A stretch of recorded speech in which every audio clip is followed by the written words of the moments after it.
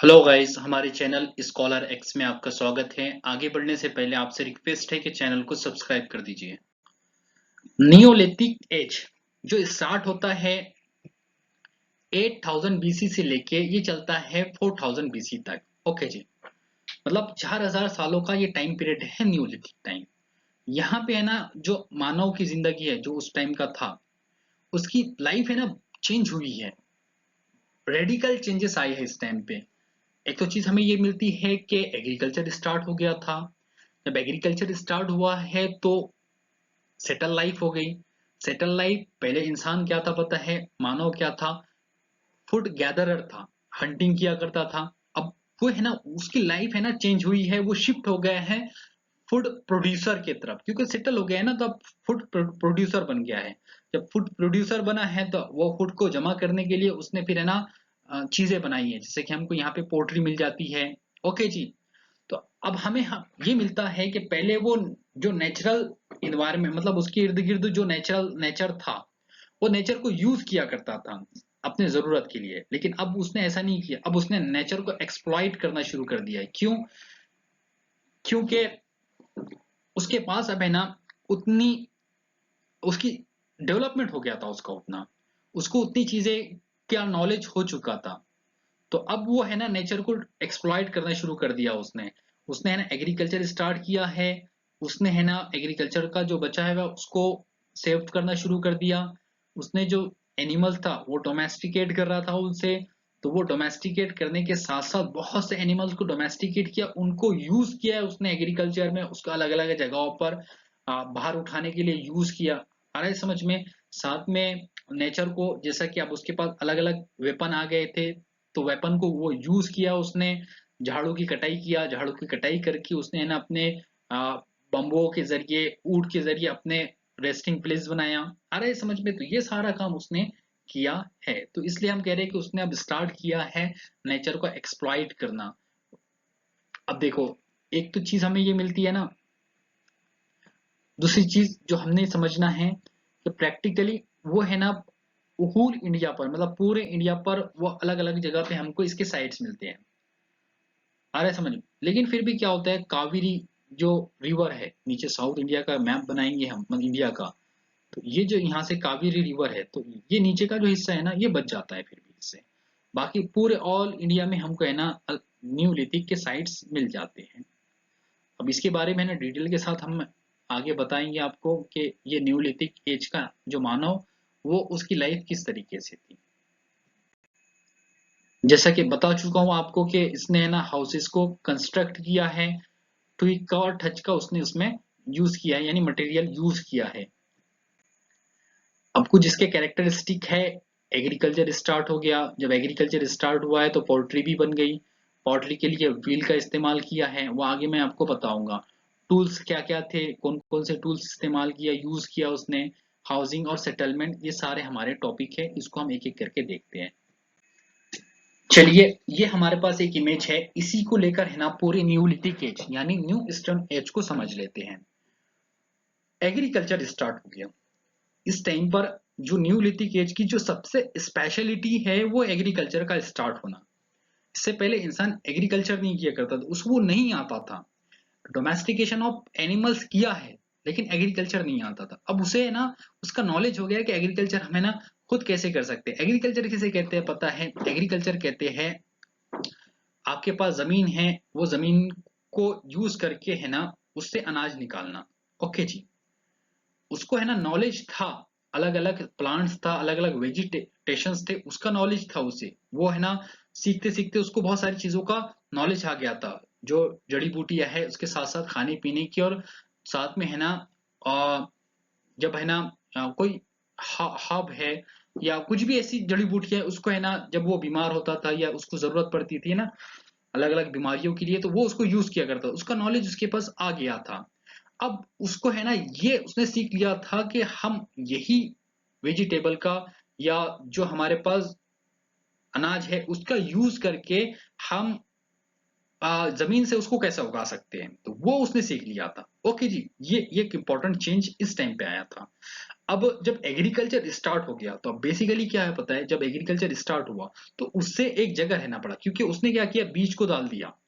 बीज को डालने के बाद उसकी केयर करना पड़ता है। आ रहा है समझ में, केयर करना पड़ता है ना। केयर करने के लिए उसे एक जगह रुकना पड़ता था। तो पहले नोमैडिक लाइफ थी। कैसा था पता है, जानवर जहां जा रहे हैं उसके पीछे जाना पड़ता था। ओके जी। पानी खत्म हो गया तो जाना पड़ता था। अभी क्या है पता है, पानी दरिया के पास है, ओके जी, जानवरों के पीछे नहीं जाना है। जानवर जाए, जानवरों को तो अभी तो उसने डोमेस्टिकेट कर लिया, जानवर खुद के पास ही है उसके पास। अभी एग्रीकल्चर स्टार्ट हो गया है ना, तो जो बीज उसने डाल दिया तो उसको केयर करना पड़ता है। केयर किससे, जो दूसरे जानवर है उनसे। ओके जी। फिर उनको पानी डालना है, और भी बहुत सारी केयर होती है ना लैंड की, वो उसको करना पड़ा, तो उसको एक जगह रुकना पड़ा। जब रुकना पड़ा तो अब जाहिर सी बात है, जहां पानी होंगी तो जाहिर सी बात वहां गाड़ नहीं होंगी, मतलब जो होती है ना केव्स, वो नहीं होंगी। अब हो भी वो वहां पर, तो उसको ऐसी जगह रहना है जहां उसकी लैंड है। तो उसने क्या किया पता है, उसने सोचा कि क्या करते हैं, रहने के लिए कुछ बनाते हैं, तो उसने घर बनाना शुरू कर दिया। तो हाउस बिल्डिंग आ गई। ओके जी, हाउस बिल्डिंग मतलब रेस्टिंग प्लेस। तो उसने है ना जंगलों से है ना लकड़ियां काटा, लकड़ियों को गाड़ा, बम्बू वगैरह, और उस पे टच वगैरह डाला, और इस तरीके से हम देखते हैं सेटल लाइफ शुरू हो गई थी। ओके। नेक्स्ट थिंग, जब है ना उनका जो एग्रीकल्चर से पैदावार मतलब जो प्रोड्यूस हुआ है, अब वो बहुत ज्यादा तादाद में था, मिकदार में था। तो अब उसने सोचा कि इसका क्या करना, कहीं रखना पड़ेगा इसे। तो अब उसने है ना पोट्री, जो हम कहते हैं ना पोट्री मटके वगैरह, वो बनाना स्टार्ट कर दिया मिट्टी के। ओके जी। तो अब पोट्री स्टार्ट होगी। पोट्री बनी, पहले हाथ से बने हैं, बाद में फिर ना चरखा इस्तेमाल हुआ, मतलब चरखा भी इंट्रोड्यूस हुआ है, वो इसी टाइम पे हुआ है। ओके जी। तो चरखा आ गया, पोट्री आ गई। पोट्री क्यों आई पता है, एग्रीकल्चर स्टार्ट हुआ है तो उसके ही मतलब उसके ही उसमें है ना इफेक्ट से ये सारी चीजें आई है, सेटल लाइफ भी आ गई। सेटल लाइफ के साथ साथ ना पोट्री भी आ गई। ओके जी। फिर फिर डोमेस्टिकेशन ऑफ एनिमल्स, ये भी पहले से ही हो गए थे, अब और बहुत ज्यादा होने शुरू हो गए थे, क्योंकि उनको अब एनिमल्स चाहिए थे। क्यों, क्योंकि गल्ले को एक जगह से दूसरी जगह लेके जाना था। फिर है ना खेत में है ना काम करने के लिए, हल चलाने के लिए एनिमल्स चाहिए थे, तो अब उन्होंने एनिमल्स को पालना भी शुरू कर दिया था। ओके जी। फिर देखिए बरियल्स, ये हमको मिलते हैं इधर बरियल्स। बरियल्स क्यों, क्योंकि एक जगह रह रहे हैं ना, तो फिर उन्होंने क्या किया है पता है, उनके मुर्दे भी मर रहे हैं, मतलब इंसान भी मर रहे हैं ना, तो मुर्दों को क्या करना, तो उन्होंने उनको दफनाना शुरू कर दिया, गाड़ना शुरू कर दिया, यानी उनके बरियल बनाए हैं। तो ये इस तरीके से हम मिलते हैं वो आजू बाजू। अब इंसान क्या होता है, एक जगह अगर से उसने कहीं बरियल बना दिया है, तो फिर उसको वो लगता है उसे कि मेरे अपने जो पूर्वज है वो यहीं पर है, तो अब वो वहां से जाना नहीं चाहता कहीं पर। तो इस तरीके से हम देखते हैं कि देहात बनना शुरू हो गए, विलेज बनना शुरू हो गए, वो वहां से सेटल लाइफ हो गई है, ये सेटल लाइफ। ओके जी। फिर हाउसेस हो, स्टोर हाउस, मतलब माल अगर से बहुत ज्यादा बचा हुआ है तो वो उसको वो स्टोर हाउस में रखते थे। ठीक है जी। फार्मिंग है, एग्रीकल्चर है, बरियल है, विलेज है। ओके जी। हैंडीक्राफ्ट, फिर अलग अलग चीजें, जब होता है ना सेटलमेंट हो जाता है लेडीज के काम करने के लिए, वो फिर है ना बहुत से अलग अलग चीजें बनाती है ना, वो जो भी चीज उनके पास होंगी उनसे उन्होंने हैंडीक्राफ्ट बनाए हैं। तो ये है पूरा न्योलिथिक एज। ओके जी। एक ये इमेज हमारे पास है जो बहुत सारी चीजें शो कर देती है, जैसे कि इन्होंने घर को कंस्ट्रक्ट किया है, किस तरीके से किया है। ये एनिमल्स बहुत सारे हमको दिख रहे हैं यहाँ पर। ओके जी। तो ये एनिमल्स को इन्होंने डोमेस्टिकेट किया है। बाजू में एक रिवर है, इधर जंगल है, और साथ में हम देख रहे हैं कि हर कोई अपना अलग अलग वर्क कर रहा है। बच्चे भी है, औरतें भी है, जो वहाँ की जो फीमेल्स हैं मेल्स है, उनके अलग अलग वर्क हमको ये साफ दिख रहे हैं। और छोटे छोटे है ना गांव, मतलब देहात बने हुए हैं, ज्यादा पॉपुलेशन नहीं है। ओके जी। ये चीजें हमको यहाँ पे दिख कर आ रही है, तो ये न्यूलिथिक एज में ये चेंजेस आए हैं। यहाँ पे हम ये भी देखते हैं चमड़े की जूती भी बना ली है, यहाँ पे पहनने के लिए कपड़े हैं, यहाँ पे देख रहे हैं ना, ये सारी चीजें हमको दिख कर आ रही है। ये सिकल्स हमको यहाँ पे दिख रही है। तो ये चेंजेस आई है इस टाइम पे। टूल्स की बात कर लेते हैं, इस टाइम पे कौन कौन से टूल्स यूज हुए हैं। तो एक चीज जो हमको दिख रहा है ना पहले से, ये स्टोन पर ही वर्क हो रहा है अभी, है ना, किसी तरह का कोई मेटल यूज नहीं हुआ है, स्टोन ही है। बेसिक यूज स्टोन ही है, लेकिन स्टोन में इंसान ने इतनी ज्यादा है ना तरक्की कर ली है, इतना डेवलपमेंट कर लिया है कि अब उसने है ना स्टोन को अलग अलग फैक्ट्रीज थी उनकी, तो वहां पे टूल्स बनते थे, एक्सपर्ट टूल्स बनाते थे, जो एक्सपर्ट हुआ करते थे ना वो टूल्स बनाते थे। तो उन्होंने ना पॉलिश टूल बनाए। अब उनको पॉलिश करना भी आगे, किस तरीके से पॉलिश टूल्स तो बनाना है, अच्छी भी बनाना है और पॉलिश भी बनाना है, तो ये हमें मिलता है पॉलिश टूल। वो मेरे पास इमेजेस है ना, वो बताऊंगा आपको। एक्सेस बहुत सारी बनी है, सेल्ट बनी है, वो क्या होती है वो बताता हूँ।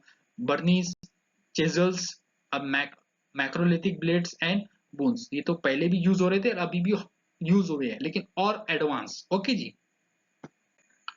तो ये देखिए इस तरीके के टूल्स, इसे कहते हैं पॉलिश टूल। देखो कितने अच्छे हैं, कितने ब्यूटीफुल दिख रहे हैं, ये बहुत खूबसूरत दिख रहे हैं। ओके जी, तो इस तरीके के टूल्स उन्होंने बनाए हैं पॉलिश। यहाँ पे देखिए ना कितने प्यारे प्यारे ये पॉलिश स्टोन है, यानी पॉलिश टूल्स है। वो उस टाइम पे यूज हुआ करते थे, अलग अलग कामों के लिए अलग अलग स्टोन ये बनाते थे। और पॉलिश कितने प्यारे दिख रहे हैं ना ये। आज भी देखिए हम खासतौर से देहातों में देखेंगे, या आज से 10 15 20 साल पहले है ना, हम भी है ना बहुत सारे टूल्स है ना ये स्टोन की यूज किया करते थे, बहुत सारे अलग अलग कामों के लिए। और 20 30 40 साल पहले जाएंगे तो हमें ना वो चक्की भी यूज किया करते थे स्टोन की, आटा पीसने के लिए। आज तो भला सारा इलेक्ट्रॉनिक हमारे पास इक्विपमेंट है, बहुत सारे सामान है हमारे पास, लेकिन पहले क्या हुआ करता था, स्टोन का बहुत ज्यादा मतलब स्टोन की चीजें हम घर में यूज किया करते थे। जैसे मिर्चियों को कूटने के लिए वो होता था, और भी हमारे पास मसाला कूटने के लिए हमारे पास जो टूल्स हुआ करते थे वो स्टोन के हुआ करते थे। आज भी देहातों में यूज होते हैं, लेकिन ये एग्जाम्पल है हमारे पास, जिस तरीके से आज ये यूज हो रहे हैं वो उस टाइम पे यूज होते थे। चक्की का यूज हुआ होगा उस टाइम पे आटा पीसने के लिए, और वो जो ठोकने के लिए, मतलब दूसरे सामानों के लिए ये सारी चीजें यूज हुए होंगी। ये हमारे पास एक्सेस यानी सेल्ट, तो ये इस तरीके के इन्होंने सेल्ट बनाए थे, ये दिख रहे हैं आपको। ओके। ये बर्नीस, ये पहले भी मैं आपको बता चुका हूँ, ये एक साइड पे इसकी नोक होती है ना यहाँ पे, ये इसको बर्नीस कहती है। ओके। ये बहुत शार्प है, ये वन साइड नोकीला होता है। ओके जी, इसे बर्नीस कहते हैं। ये बर्नीस की और एग्जांपल है। ठीक है जी। ये चेजल्स है हमारे पास। ठीक है जी, ये चेजल्स, चेजल्स यानी चलनी हथौड़ा जिसे हम कहते हैं ना, वो चेजल्स ऊपर से इसको ये यूज हुआ होगा बहुत सारे जगहों पर, जैसे कि ये स्टोन का है। आज तो हमारे पास है ना आयरन का होता है। ये उस टाइम पे इन्होंने, उनके पास तो नहीं था ना किसी तरीके का मेटल, तो उन्होंने है ना चेजल्स जो बनाए हैं ना वो इसके ही बना लिए, आयरन के, या माफ कीजिए स्टोन के। तो ये इसको यूज किया है उन्होंने बहुत सारी अलग अलग जगहों पर। अब पोट्री की बात करते हैं ना हम इनकी, तो देखिए पोट्री पहले मैंने जैसा आपको बताया था, पोट्री उन्होंने पहले स्टार्ट में उन्होंने कैसे बनाया, हाथ से। तो हाथ से ही बनाया, बाद में फिर उन्होंने चल के क्या हुआ, उनके पास जो जो व्हील है ना वो व्हील उन्होंने बनाया है, वो बाद में डेवलप हुई है, लेकिन पहले स्टार्ट में उन्होंने है ना हाथी से बनाया है। यहाँ आपको दिख रही है ना एक तस्वीर, कितनी प्यारी तस्वीर है ये। और ये आपको दिख रहा होगा कि ये कारागिर है, कितने अच्छे से है ना पोल्ट्री को बना रहा है। ओके, बड़े बड़े ह्यूज, छोटे मोटे, ये सारे पोर्ट्रीज बने हैं। अब देखेंगे हम पोर्ट्रीज की जब बात करते हैं तो अलग अलग टाइप की पोर्ट्रीज हमें मिलती है। पहले grey ware, black burnish ware और मैट इम्प्रेसिव वेयर, ये तीन तरह के हमको है ना एविडेंस मिलते हैं न्यूलिथिक टाइम के पोर्ट्री के बारे में। ओके जी, अब ये होते क्या है इसको समझना है हमें। इमेजेस के थ्रू समझते हैं ना। ग्रे, ग्रे वेयर, वेयर यानी कोई भी सामान रखने की चीज। ओके जी, ये वेयर मतलब इसमें रखा जाता है ना कुछ वेयर कहते हैं। ग्रे, ये ग्रे कलर का है। ओके जी, तो इसीलिए हम इसे ग्रे वेयर कहते हैं। ओके ठीक है, इतना ही सिंपल है। सेकंड चीज, black burnish ware. Black, black colour की बर्निश, बर्निश यानी उससे है ना भट्टी में है ना जलाया गया है, भाप दी गई है। ओके जी, तो ये हमको मिलती है, ये भाप दी हुई है तो चमक आ जाती है ना भाप देने से। तो ये इस टाइप की हमको जो वेयर मिले हैं उसे हम कहते हैं ब्लैक बर्निश वेयर। ठीक है, ब्लैक कलर की है, भाप दी हुई है, मतलब भट्टी में, उसको हम कह रहे हैं ब्लैक बर्निश वेयर। अब एक हमारे पास है मैट इम्प्रेसिव वेयर। अब यहाँ पे हमारे पास एक इमेज है, ये दूसरी इमेज है, एक नाम है हमारे पास, एक इमेज है। अब इसको देखकर आपको है ना कुछ तो क्लिक हो ही रहा होगा कि हमने इसको मैट इम्प्रेसिव वेयर क्यों कहा है। देखो सिंपली चीज है, पता है हमने है ना ये जो पोट्री बनाने के लिए कुछ ना कुछ यूज किया है। कोई घास फूस कुछ ना कुछ यूज किया है हमने, जिससे है ना ये इस तरीके की है ना जो तस्वीर है, जो इमेज है वो निकल कर आई है। और फिर हमने ये तस्वीर को मतलब इस तरीके की पोर्ट्री को देखकर हमने उसको मैट इम्प्रेसिव वियर कह दिया ना। ओके ठीक है। फिर हाउसिंग का सेटलमेंट लाइफ थी इस टाइम पे, जो मैं ऑलरेडी आपको बता चुका हूँ। न्यूलिथिक टाइम के साइट्स, तो ये कहाँ कहाँ है, पूरे पान इंडिया पे फैली हुई है। अब नॉर्थ से लेके वेस्ट, वेस्ट से लेके साउथ, साउथ से लेके सेंट्रल इंडिया और फिर ईस्ट तक ये पूरा फैले हुए हैं। तो इतने साइट है हमारे, बहुत सारी साइट है ये। अब इसकी फिक्र मत कीजिए कि ये साइट आपको याद कैसे करना है, वो मैं करवा दूंगा। क्या क्या किस साइट की क्या स्पेशलिटी है वो भी बता दूंगा। तो ऑलरेडी आपको है ना चीजें समझ में आती चली जाएंगी साइटों के बारे में। साइटों का लोकेशन इंपॉर्टेंट होता है, वो तो याद हो ही जाएगा आपको ऑटोमेटिकली, और साथ में किस साइट की क्या स्पेशलिटी है वो भी याद हो जाएंगी। तो ठीक है, इन साइटों के बारे में देखते हैं। पहली साइट हमारे पास है मेहरगढ़। मेहरगढ़ कहाँ पर है वो तो मैप ने आप में देख लिया है, आगे और भी बता दूंगा।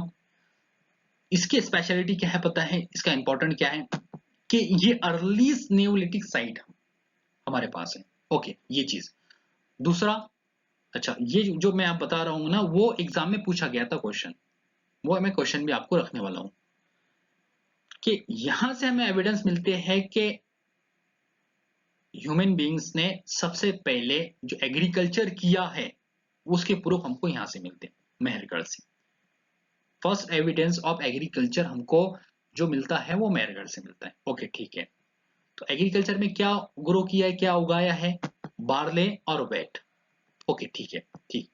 एनिमल में यहाँ पे हमको बोन्स मिलते हैं ना बहुत सारे एनिमल्स के, तो इससे हमें ये पता चलता है कि ये एनिमल्स ये डोमेस्टिकेट किया करते थे, जिसमें शीप है, गॉट है, पिग है, केटल्स है, ये सारी चीजें। अपर लेयर, लेयर समझ में आता है ना, एक ही साइट पर अगर से अलग अलग टाइम पर आ, वहां पे हैबिटेशन हुआ है मैन का, तो वो अलग अलग लेयर बन जाते हैं। ठीक है जी, आगे मैं हड़प्पा के टाइम पे इसको बता दूंगा। अच्छा ठीक है, इनके जो हाउसेस थे वो कैसे थे, स्क्वायर भी थे, रेक्टेंगुलर भी थे, ये दोनों शेप के हमको मिलते हैं हाउस। वो इमेज है आगे, उसको आपको उससे समझ में आ जाएगा। और इसमें हमको है ना पोर्ट्रीज मिली है,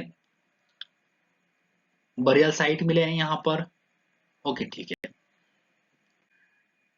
ये इमेज आपने कहीं ना कहीं देखी होगी, आपको क्लिक हो रहा होगा। एनसीईआरटी में ये इमेज दी हुई है मेहरगढ़ का, चैप्टर वहां पर, चैप्टर तो नहीं, मेहरगढ़ के बारे में वहां पे थोड़ा बहुत लिखा हुआ है। ओके जी।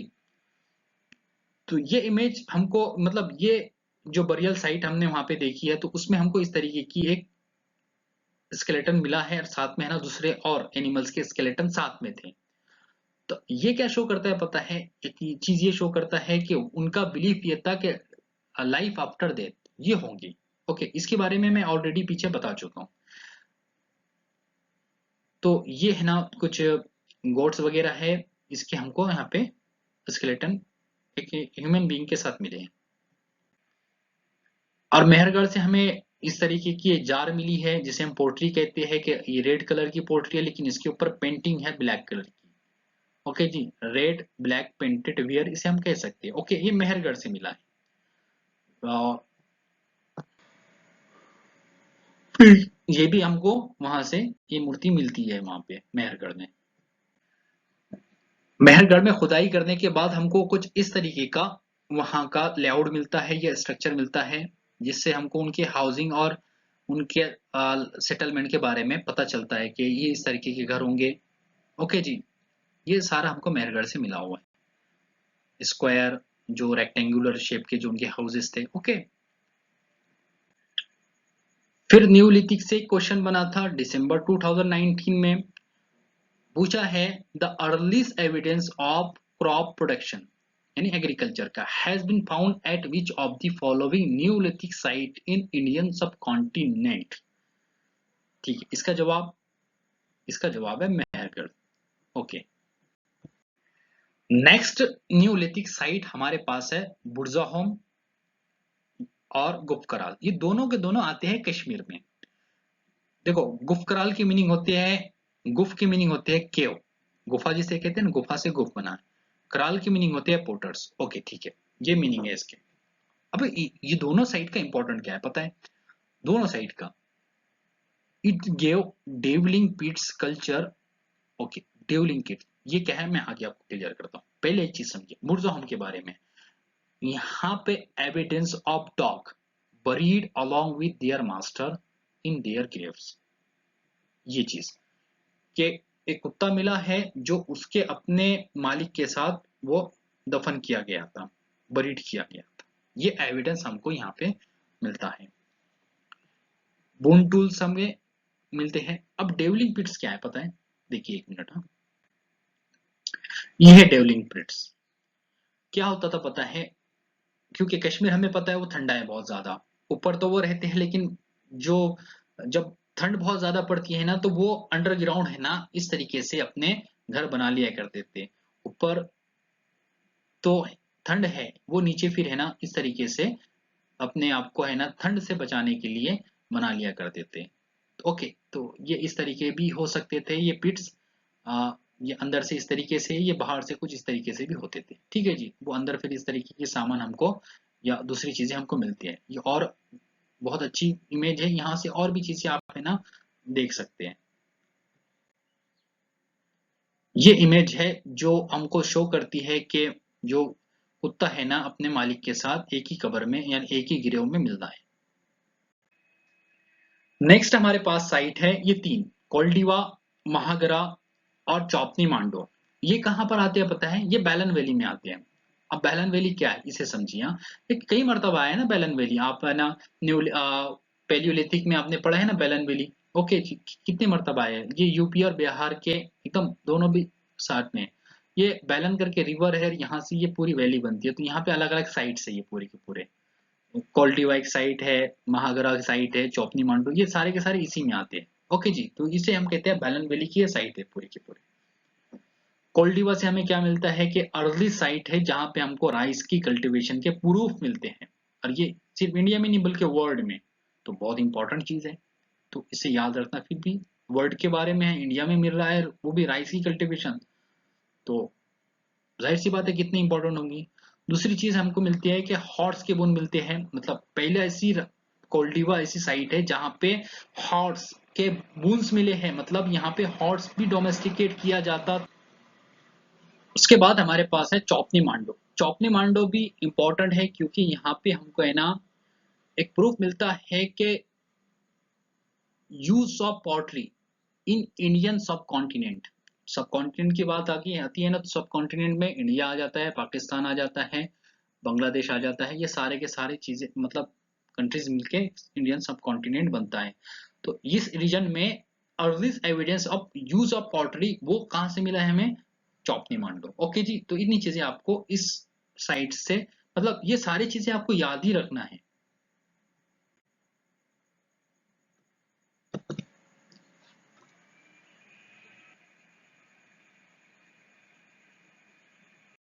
नेक्स्ट हमारे पास साइट है वो है लहरा देवा। ठीक है जी, अब इसकी स्पेशलिटी क्या है पता है? इसका इंपॉर्टेंट क्या है? oldest evidence of agriculture in the global context has been obtained from this site।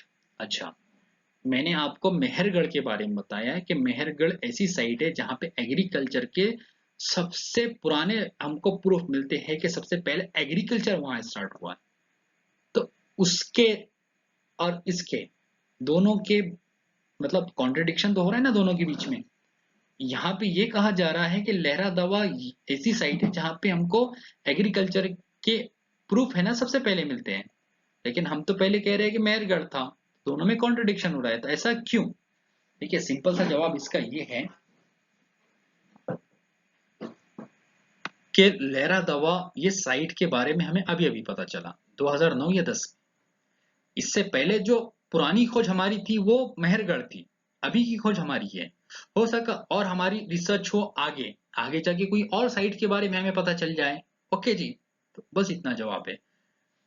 पहले हम ये मानते हैं मेहरगढ़ है, लेकिन अब ये माना जाएगा कि लहरा देवा है। ओके जी, अगर फिर दोनों ही ऑप्शन में आ जाते हैं तो आपने जाना है लहरा देवा के साथ। ओके जी, वो क्वेश्चन देगा भी अगर से तो थोड़ा सा चेंज करके ही देगा, ऐसा कॉन्ट्रडिक्शन वाला क्वेश्चन नहीं देगा आपको। ओके, फिर एक चिरांद है, ये भी आती है, ये भी कहाँ आती है वो मैं आपको मैप में बता दूंगा।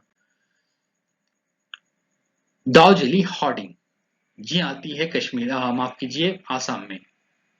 ठीक है जी, तो वहां पे हमको ये सारी चीजें मिलती है। मोटर्स मिलता है, ओके जी, पेस्टल मिलता है, जेडाइट मिलता है, ये जेडाइट है, स्टोन्स, ओके, ये सारी चीजें हमको मिलती है और ये पता चलता है कि ये चाइना से इनके कनेक्शन थे। ये इस तरीके के हमको मोटार्स एंड पेस्टल्स ये दाऊजली हार्डिंग से मिलते हैं। अब पयमपल्ली, ब्रह्मगिरी, हल्लूर, पिकलिहाल और उतनूर। ठीक है जी, तो इन सब के बारे में हम देखेंगे। पहले ये तीन जो साइट है हमारी, इनके बारे में देखते हैं कि bone of animal found from here. Okay जी, ये तीन जगह से एनिमल के bone, ash mount have been found. Okay, Utnur में भी ऐश माउंट है और ये तीनों जगह पे ऐश माउंट मिला। ऐश माउंट है क्या, उसको समझते हैं। ये इस तरीके का होता है ऐश माउंट।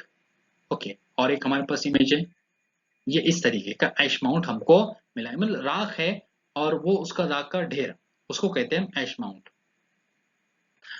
अब ये हमारे पास मैप है। अब मैप के थ्रू हम क्या करते हैं, जो हमारे पास साइट्स है स्टोन न्यूलिथिक एज के, उसको उसके लोकेशन को हम है ना समझने की कोशिश करते हैं ताकि हमको याद हो जाए, और हो सके तो हमें ना जो हमने पढ़ा है उसको भी है ना थोड़ा सा रिवाइज कर लेते हैं। एक एक चीजें हर साइट के बारे में अगर से याद हो जाए तो बहुत अच्छी बात है। मेहरगढ़ है, मेहरगढ़ में हमको क्या मिलता है, ऑलरेडी बहुत सारी चीजें पढ़ी है। इंपॉर्टेंट चीज है कि सबसे पहले एग्रीकल्चर के प्रूफ यहाँ से मिलते हैं। ओके, सबसे पहली अर्ली साइट है ये न्यूलिथिक की। ठीक है, ये बुर्जा होम और गुफ्त कराल, ये दोनों कश्मीर में आती हैं। ओके, यहाँ से हमको पिट देवली, ओके, क्यों मिल रही है, क्योंकि वो बर्फ है वहां पे, उससे बचने के लिए वो बना देते हैं। और बुर्जा होम से डेड बॉडी मिली है, उसके साथ कुत्ता था, मतलब ये कहते हैं कि मालिक के साथ उसका कुत्ता। ठीक है, ये कोल्डीवा है जहाँ पे हमको राइस के प्रूफ मिलते हैं। ओके, महागरा और चौपनी मांडो, और ये लहरा दावा, लहरा दावा के बारे में अभी बताया मैंने कि अभी अभी की साइट है जहां से हमको है ना ये एविडेंस मिलता है कि सबसे पहले एग्रीकल्चर यहाँ स्टार्ट हुआ था।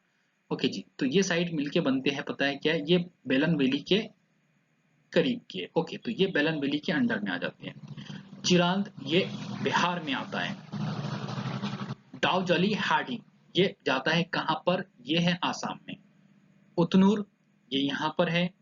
पयमपल्ली ये तमिलनाडु में आ जाता है, ये आपको याद रखना है। और बाकी है हमारे पास ये ब्रह्मगिरी, हल्लूर, पिछलीहाल, मस्की, ये कर्नाटक में आ जाती है। ठीक है, तो इतने साइट आपको अगर से याद हो जाए तो बहुत अच्छी बात है।